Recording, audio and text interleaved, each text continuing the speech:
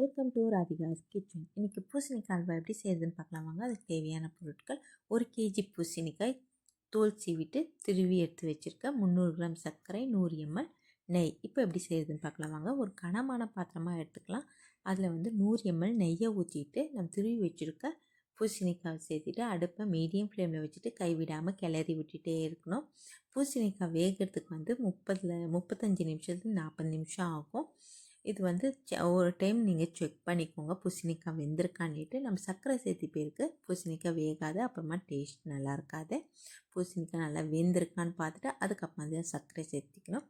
சர்க்கரை சேர்த்துட்டு அந்த சர்க்கரை எல்லாம் நல்லா கரைஞ்சி வருது பாருங்கள்.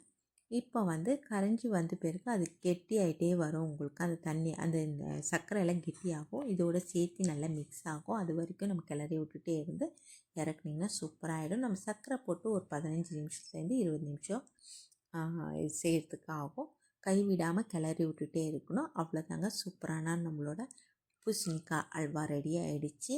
இது மேலே முந்திரி தூவிட்டு சாப்பிட்டிங்கன்னா செம்ம சூப்பராக இருக்கும். நீங்களும் வீட்டில் ட்ரை பண்ணி பாருங்கள். கண்டிப்பாக உங்களுக்கும் பிடிக்கும். லைக் பண்ணுங்கள், ஷேர் பண்ணுங்கள், சப்ஸ்கிரைப் பண்ணுங்கள், மறக்காமல் பெல் பட்டனை கிளிக் பண்ணுங்கள். நன்றி, வணக்கம்.